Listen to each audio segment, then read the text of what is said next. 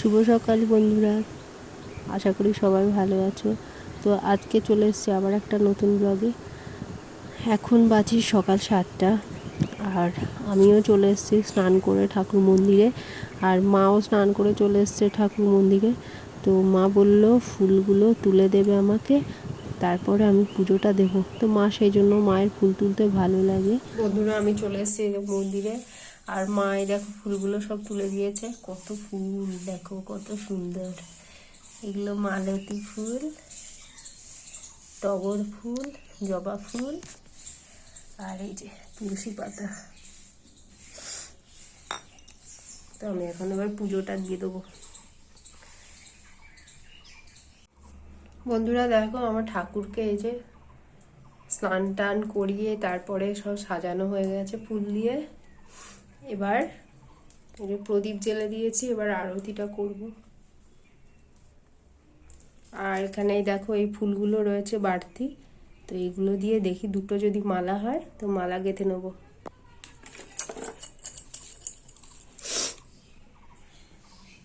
তো চলো বন্ধুরা আমি আরতিটা করে নিই ঠাকুরের। বন্ধুরা দেখো আমার মালা গাঁথা হয়ে গেছে, চারটে মালা হয়েছে। এখানে একটা ছোট্ট মালা হয়েছে, তো চারটে মালা পরিয়ে দিই ঠাকুরকে। চলো। তো বন্ধুরা আমার পুজো টুজো দেওয়া হয়ে গেছে। এখন ঠাকুর ঘরটা সব পরিষ্কার করে মুছে বাসন টাসন ধুয়ে তারপরে এখন দরজাটা বন্ধ করে দিচ্ছি মন্দিরের।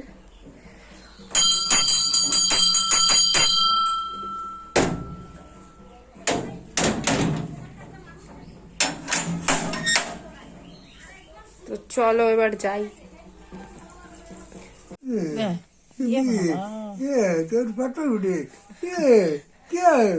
খাটের উপরে দেখি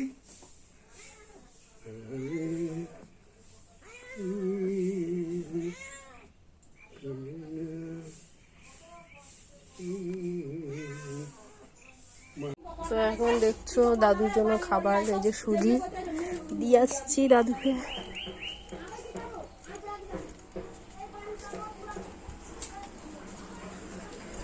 খাবার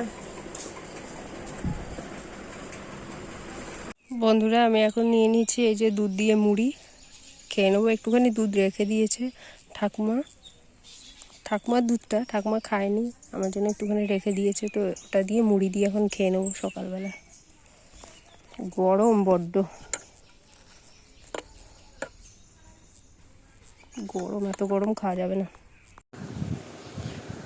তো বন্ধুরা আমি চলে এসেছি ঘরে। দেখো মা কি করছে, এখন ফোনে কথা বলছে আর কাজ করছে। বন্ধুরা এখানে দেখতে পাচ্ছ, এখানে কলমি শাক রয়েছে আর হচ্ছে একটুখানি নোটে শাক রয়েছে। তো এই শাকটাকে এখন আমি বসিয়ে দেবো, একটুখানি সেদ্ধ হবে। অনেকটা শাক।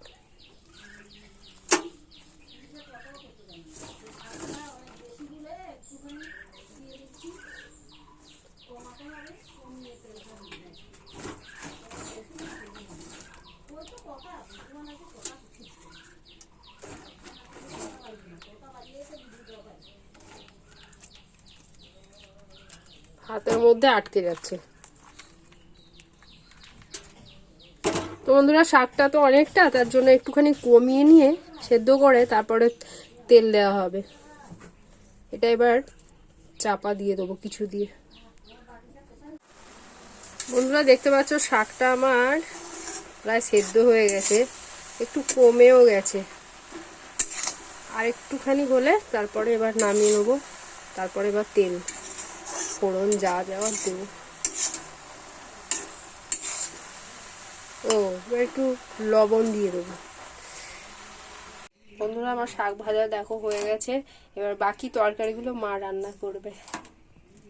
এটা আমি এবার এখন তুলে রেখে দিচ্ছি।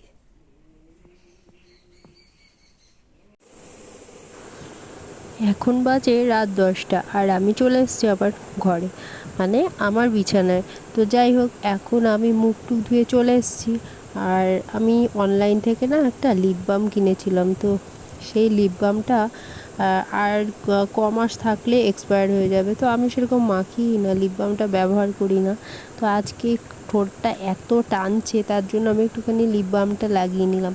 আর লিপ বামের যে ঢাকাটা ওটা না কেমন করে ফেটে গেছে। আমি না সত্যিকার অনলাইন থেকে যত জিনিস আমি কিনেছি আমি সব সময় ঠকেই গেছি কেন জানি না। যাই কিনি তাই কিন্তু ঠকে যায়।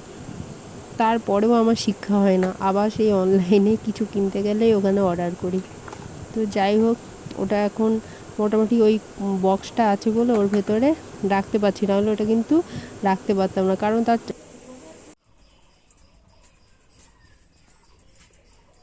কি হলো সুভা কাকুর? আরে আছে আছে বাড়িতে আছে। তা আসছে না কেন? চলে এসছে ওকে এখন করবে, তুমি 50 টাকা মতো দিয়ে দিবে। পরের দিন সকালবেলা তো এখন আমি রেডি হয়ে নিয়েছি, দেখতে পাচ্ছ, স্নান টান করে আমার মাও রেডি হয়ে নিয়েছে আর আমাদের টোটো চলে এসেছে। তো তার জন্য আর কিছু বলতে পারলাম না। তো এখন তো বন্ধুরা এখন যাচ্ছি আমি ঘরের দিকে। আমি ব্যাগটা গুছিয়ে রেখেছিলাম, তো একটা হাতের ব্যাগ, যাই হোক ওই হাতের ব্যাগটাতে রয়েছে দুটো ছাতা আর জলের বোতল আর বিস্কিটের প্যাকেট, ব্যাস এইগুলোই। আর সেই জন্য আর কাঁধের ব্যাগ আমি নিইনি। আর এখন যাচ্ছি দাদুর সাথে দেখা করতে। তো দাদুকে বলে যাই, এই যে আমার দাদু এখন মালা করছে, কথা বলবে না। তো দাদুকে বলে দিলাম যে দাদু আসছি। দাদু মাথা নেড়ে বলল ঠিক আছে। এবার এখন যাচ্ছি টোটোর কাছে। তো টোটোওয়ালা কাকুটা একটু লেট করে ফেলেছে, তো তার জন্য বলছিলাম আর কি, কারণ আমরা যেখানে যাব সেখানকার বাস, সেখানকার যাওয়ার আর কি বাস, সেটা অ্যাভেলেবেল নয় অতটা। তো কিছুক্ষণ ছাড়া ছাড়া একটু দেরি হয়, আর সেই জন্য একটু চিন্তা, আর কিছু না। তো আমরা এখন টোটোতে চেপে যাব আর আমি টোটোয় বসে পড়েছি। তো আমরা এখন যাচ্ছি।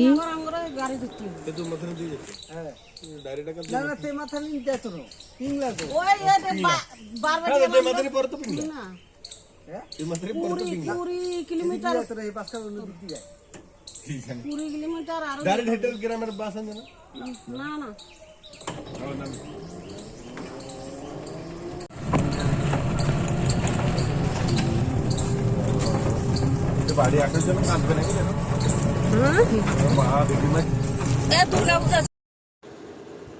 তো বন্ধুরা আমাদের টোটো এখন ছেড়ে দিয়েছে বাড়ির ওখান থেকে। আমরা এখন যাচ্ছি আস্তে আস্তে টোটো করে। আর আমার না টোটোতে চাপতে খুব ভালো লাগে, সত্যি কথা।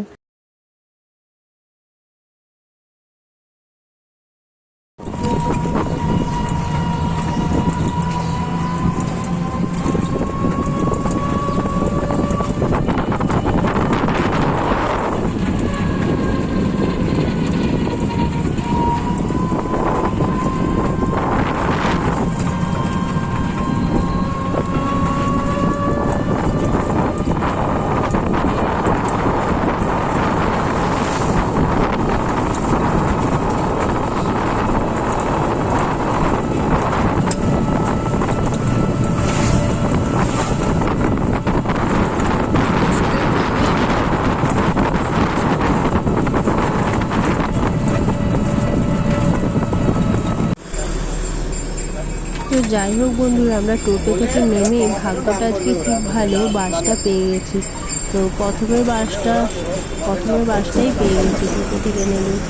তো এখন আমরা বাসে বসেও পড়েছি, আর সিটও ফাঁকা, মোটামুটি বসতে পেরেছি, এটাই অনেক। না হলে অন্য সময় যা ভিড় থাকে বাসে, দাঁড়ানোর জায়গা থাকে না।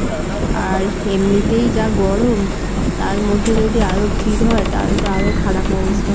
তো যাই হোক, ফাঁকা বাস আর বসার সিট পেয়ে গেছি। আমাদের বাস দেখো ছেড়ে দিয়েছে।